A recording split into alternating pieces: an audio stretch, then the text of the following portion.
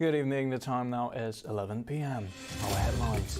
Anwar instructed government departments to develop measures to implement targeted subsidies.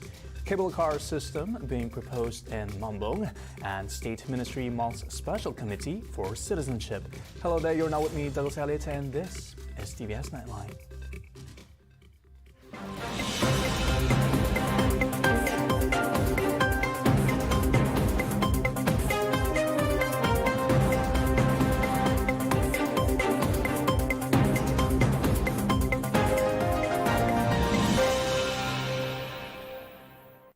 We begin with a top story. Prime Minister Dato Sri Anwar Ibrahim instructed all government departments to formulate and develop suitable measures to implement targeted subsidies, while taking into consideration the interest of consumers and industries to ensure smooth and effective implementation of the measures. In a statement issued after chairing the National Action Council on Cost of Living NACOL meeting, Anwar stressed that Malaysia must channel bulk subsidies which also benefit the super-rich and conglomerates towards supporting the B40, M40 and small business owners who are particularly affected by the rising cost of living. The NACOL meeting held at Perdana Putra was also attended by the two Deputy Prime Ministers, Datuk Seri Dr. Ahmad Zahid Hamidi and Datuk Seri Fadilah Yusof, Chief Secretary to the Government, Tan Sri Muhammad Zuki Ali and other cabinet members. On November 27th, Anwar instructed NACOL to pore over the subsidy implications within 2 weeks. He said that the subsidies borne by the government, including electricity bill subsidy, are currently being enjoyed by all groups. The Finance Minister disclosed that 3 reports were tabled during the meeting which covered the common issues, objections and strategies by the Ministry of Domestic Trade and Cost of Living, Ministry of Natural Resources, Environment and Climate Change, as well as the Ministry of Plantation and Commodities. He pointed out that the reports were aimed at getting a preview from the relevant stakeholders, especially the industry players and non-governmental organizations representing the consumers. Anwar said that the government is also consistent in developing and supporting sustainable industrial development, where the country's livestock sector has long reached a sustainable level to meet local demand and is also able to export its products. At present, he said the supply issue is the government's main focus because a lack of supply will have a negative impact, and therefore the government will consider looking into the government's intervention methods at the consumer level.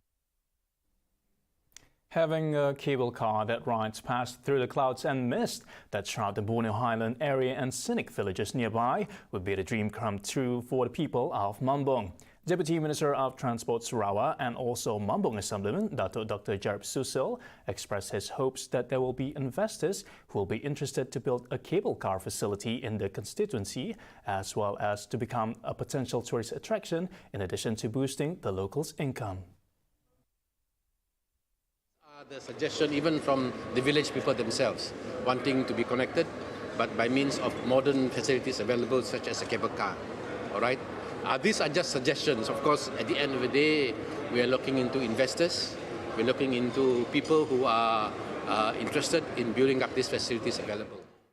He told this to reporters during a press conference after officiating the Mini Lab and 19 Mambong for Greater Kuching Coordinated Development Agency at Raya Hotel and Convention Centre on Tuesday, December 13. The presence of the cable car systems will be a solution to reduce congestion and promote green way of travelling, which is attractive for tourists. And with that, there is a bigger coverage. And then, of course, it is much more cost-effective that way because it covers more areas. And then we don't have to build roads over to the village above the dam because it's connected by cable car. At the same time, he said that by having a cable car in the state would be a game changer in the industry. Dr. Jarib said that this is in tandem with the post-COVID-19 development strategy PCDS 2030 in making the state to be a leading destination for ecotourism, promoting investment and development in the tourism sector by 2030. Genting Highlands, Genting, we already have a cable car. So if we have, it will be something which is a very major game changer for tourists in Sarawak. In a way, it is relevant because then if we talk about the highland, the cable car to the highland itself, it will be very unique. But then we must connect it to other sites as well, such as the village above the clouds, village above the dam, and then it will include all those highland areas. Then it is more encompassing for that matter. The state government, under the Ministry of Women, Childhood and Community Wellbeing Development, is mulling the establishment of the Special Committee for Citizenship for Sarawak. Its Minister, Dr. Sri Fatima Abdullah, said she will bring up the matter to Home Affairs Minister, Dr. Sri Saifuddin Nasution Ismail, pertaining to the devolution of power from federal to state, including the reinstatement of the Special Committee for Citizenship under Article 15A of the Federal Constitution. Fatima noted that since the application process for the temporary identity documents for Sarawakian children began on November 1st this year, she said that her ministry has received 100 applications. She added that if these children are not assisted, they will face difficulties in obtaining education and thus their future might be jeopardized. Fatima remarked that the majority of the cases stem from the unregistered marriage between one of the child's parents to a foreigner. In addition to adoption, which is the procedure is not carried out correctly, resulting in the child not having citizenships.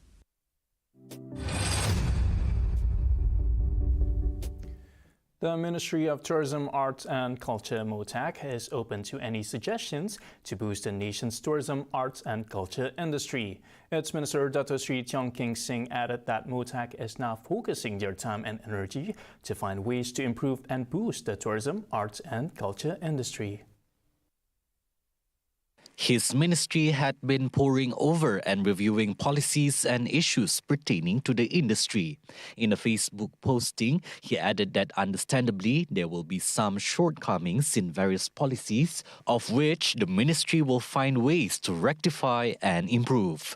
Tiong further said MUKAH welcomes anyone with opinions or interests in the tourism, arts and culture sectors to provide constructive ideas to that all may improve together, and have received several constructive criticism to improve the tourism, arts and culture industry. Meanwhile, he also said the ministry will look into the welfare and well-being of talented but physically challenged OKU artists as well as those who are financially challenged. He gave his assurance that MUKAH will create more opportunities for them to develop their talents in the future. He closed off the Facebook post by reiterating his being fully open to working with everyone to boost the tourism, arts and culture industries, and that no one will be neglected. University Technology Mara UITM Sarawak's branch will be focusing on bridging between academia for maximized use of resources in related research fields to strengthen, promote and develop research collaboration. And as such, UITM signed a Memorandum of Understanding with Geospec Sdn Bhd to work together in research activities in the areas of mutual understanding, academic, cultural and scientific areas that will be determined mutually in the near future. According to UITM Rector Professor Dr. Jamali Hamali, any exchange of information pertaining to developments in teaching, student development and research innovation and commercialization is also included in the agreement. Penerimaan latihan praktikal pelajar untuk satu tempoh yang telah dipersetujui bersama, dan yang keempat, menjalin kerjasama di dalam bidang-bidang lain seperti yang dipersetujui dari masa ke semasa. Our MOU is on friendship and cooperation, promotion of mutual understanding, and academic, cultural, and scientific thoughts and personal exchange. He said this during the signing ceremony of the MOU at Tun Abdul Razak's Library, UITM Sarawak Branch, Kota Samarahan on Tuesday, December 13. Furthermore, he also added that UITM Sarawak is always open and ready to share its expertise with the outside community. At the same time, Geospec Sdn Bhd Technical Manager Jeffrey Taiguan expressed his gratitude for the opportunity given, especially to collaborate with public higher education institutions such as UITM. Dalam inisiatif menjayakan kerjasama ini, UiTM melalui Dr. Fazlil dan kita telah mengadakan numerous perbincangan dan penelitian kepada beberapa aspek kerjasama yang disebutkan oleh Dr. Jamil tadi. So, beliau juga mengadakan lawatan kepada makmau dan tempat kerja kami untuk memahami kita punya exposure, kita punya projek supaya ada selaras dengan keperluan dan fokus MOU kita hari ini. The MOU signing ceremony was signed by Jamil on behalf of UiTM Sarawak branch, while witnessed by the Deputy Rector of Research and Industrial Networks, UiTM Sarawak branch, Professor Dr. Abang Zainoren Abang Abdul Rahman. Meanwhile, Geospec Sendirian Berhad was represented by its General Manager, Kelvin Hong Tuong Yu, and witnessed by Jeffrey T. Guan. SJKC Aqua and MUKAH will soon have a new classroom block and thus addressing the school's poor infrastructure that is prone to flood. Sarawak Deputy Premier Dato Sri Dr. Sim Kui Hian, through his social media posting, noted that the soon-to-be-constructed building is expected to be completed in 2023 and is worth 700,000 ringgit.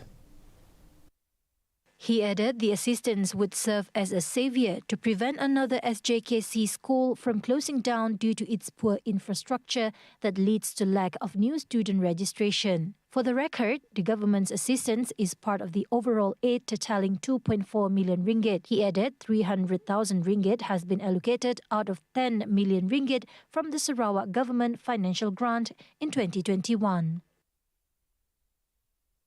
Singapore Deputy Prime Minister and Coordinating Minister for Economic Policies Heng Swee Keat today congratulated his Malaysian counterpart Dato Sri Fadilah Yusof on his recent cabinet appointment.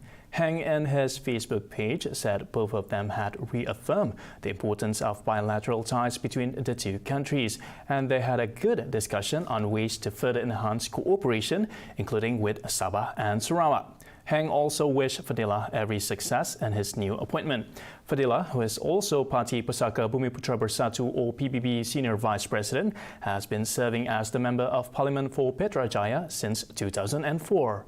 PBB is a component party under Gabungan Parti Sarawak GPS, which is part of the unity government led by Prime Minister Dato Sri Anwar Ibrahim. Right, don't go anywhere because coming up after the break, our former health ministers said unity government is the best platform for healthcare reforms and 6 killed in rural Australia gunfight. Right here on TVS Nightline. Stay tuned.